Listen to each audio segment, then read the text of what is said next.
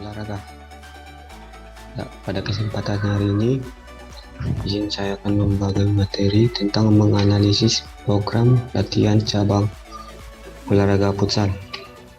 Di sini sebelum saya masuk materi, perkenalkan nama saya Fernando Sinaputar dengan NIM 6211420001 dari Rombel A, mata kuliah dasar-dasar kepelatihan olahraga.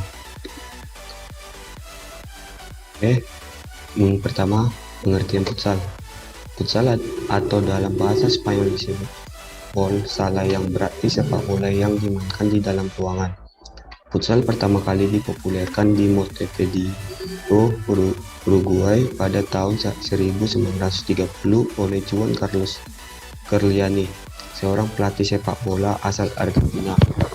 Futsal adalah olahraga yang dimainkan oleh dua tim yang masing-masing beranggota 5 orang pemain.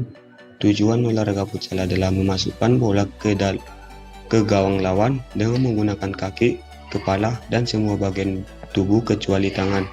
Dalam futsal, posisi pemain ada 4 pos, di mana setiap pos sesungguhnya punya peran yang hampir mirip kayak sepak bola, dengan hakikat fungsi bertahan, mengatur serangan,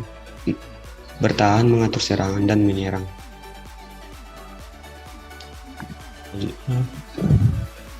Adapun tujuan perencanaan program latihan, yaitu program latihan ini dibuat dalam rangka mempersiapkan kompetensi futsal antar pelajar SMA di Tapanuli Tengah pada bulan Februari 2022. Manfaat perencanaan program latihan: 1. Memelihara kondisi fisik dan penampilan. 2. Memudahkan dalam mengidentifikasi hambatan dalam mencapai tujuan pada setiap atlet. Yang ketiga, sebagai tolak ukur kontrol para atlet dalam mencapai tujuan. Yang keempat, meningkatkan kualitas latihan atlet yang efektif dan efisien.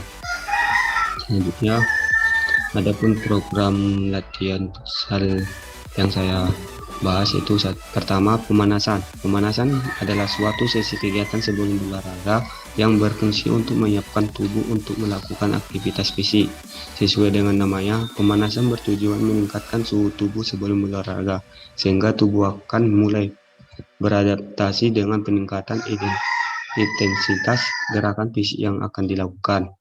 Pemanasan yang pertama yaitu pemanasan statis.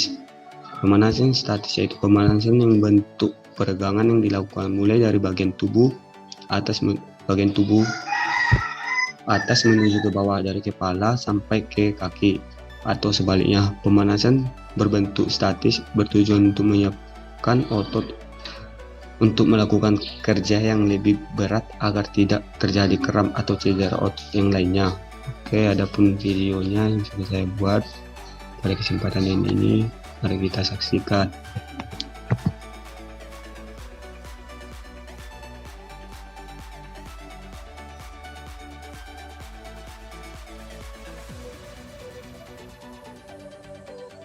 Di sini pada pemanasan ini, pemanasan statis,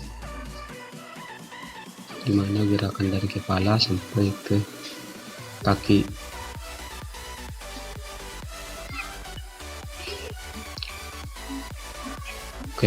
Setelah pemanasan,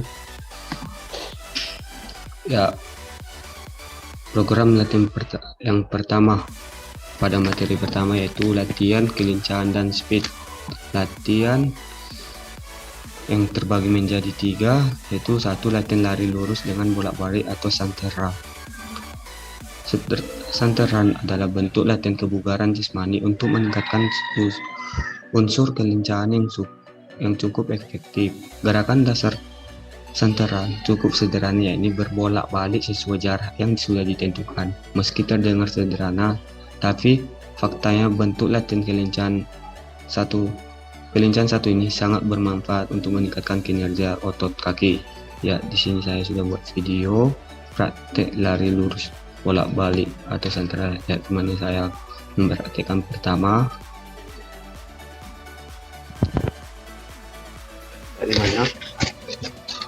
Ini kita perhatikan dimana posisi tubuh dalam keadaan agak jongkok. Ya, Kak jongkok, berarti memulai lari. Letakkan salah satu kaki di depan kunci. Ini ya, mari kita lihat.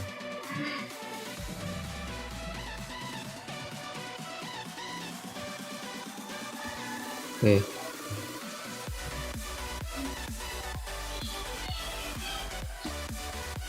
Ya, kita ulang lagi. Oke.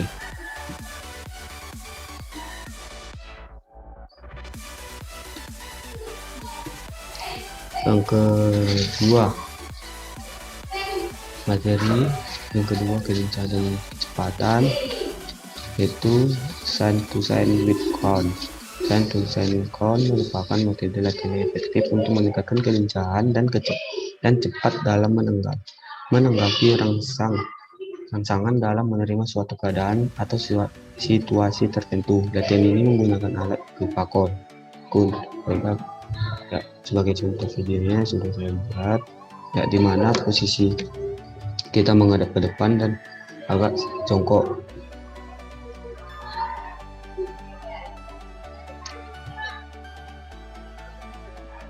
Ya, kita perhatikan di mana gerakan pertama, posisi kita menghadap ke depan, ya, kita lagi menghadap ke depan, ambil sikap jongkok, sedikit jongkok, bergeser ke sisi kanan, baru kembali lagi ke sisi kiri. Ya, begitu ya, berulang-ulang.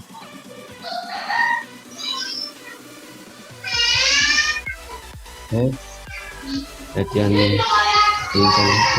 selanjutnya itu latihan lari zigzag. Latihan zigzag memiliki konsep yang hampir sama seperti bentuk latihan challenge tadi sebelumnya. Perbedaannya terbentuk pada pola berlokan di mana sementara meluruskan kita berbalik arah, sedangkan lari zigzag mengharuskan kita berbelok dengan sudut tajam layaknya huruf Z. Oke, dimana sini saya buat video praktik lari zigzag. Hendak ya,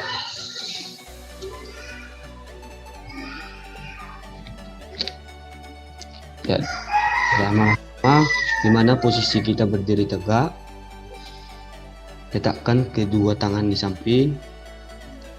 Ya, dimana saya sini letakkan kedua samping, baru arah pandangan kita ke depan.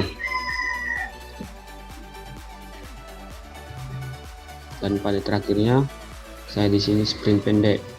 Ya, kita saksikan sekali lagi, ini praktekkan. Ya, oke.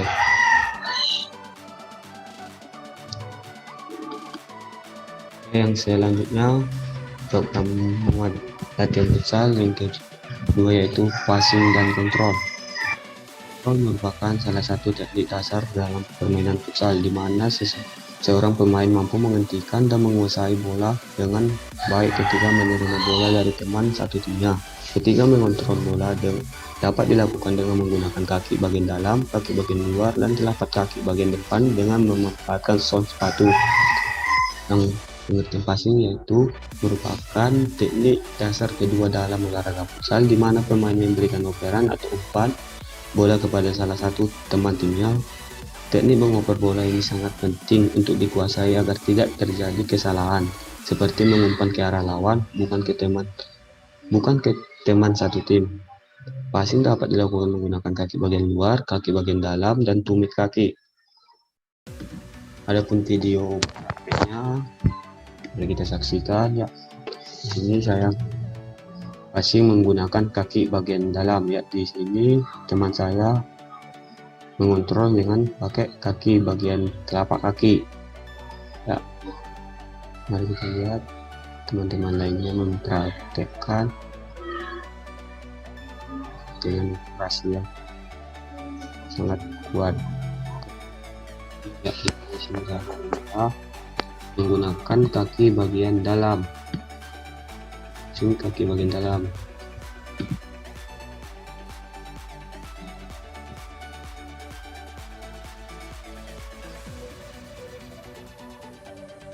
Dimana waktu mengontrol bola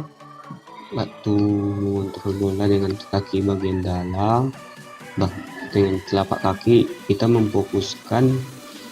memperhatikan bola datang. Jika sudah bola datang menghampiri kita, maka kita menjaga keseimbangan kita. Ya, dengan sekali.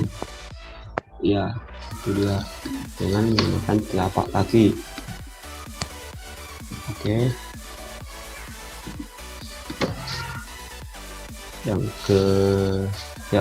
Materi yang selanjutnya dengan menggunakan taktik zona marking.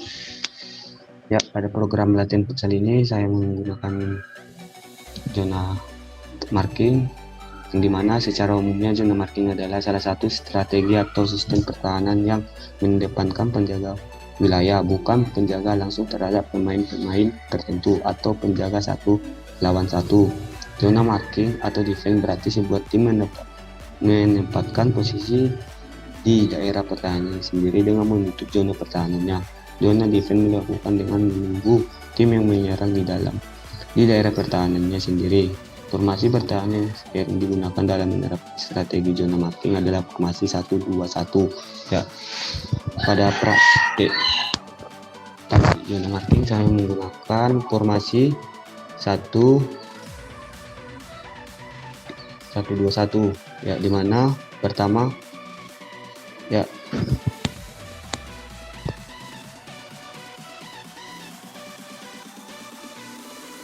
ini ada beberapa kesalahan untuk menggunakan balik. Oke, mari kita perhatikan lagi dari awal. Yang menggunakan zona marking dari sebelah kiri saya, ya, menghampiri ke tengah. Saya memakai formasi 1-2-1 ke kanan.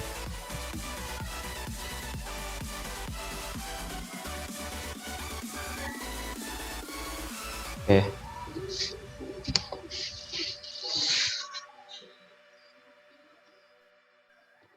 Yang materi selanjutnya, ya, setelah melakukan praktek passing control dan memahami zona marking, di sini saya membuat game dengan metode zona marking, yaitu dengan menggunakan bola dan mainan saya. Zona marking.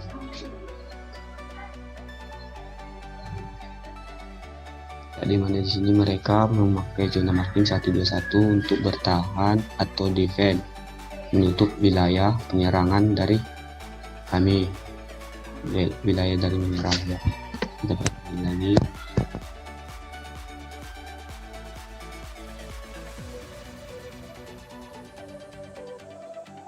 Datang bola dari bawah, ya, dimana di sini mereka membatasi dengan setengah lapangan, menutup wilayah dari wilayah penyerangan kami.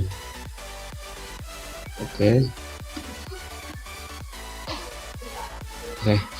sampai di sinilah materi tentang menganalisis program latihan dari cabur futsal. Sekian yang bisa saya sampaikan. Jika ada kesalahan kata, mau yang disengaja atau tidak sengaja, saya mohon maaf.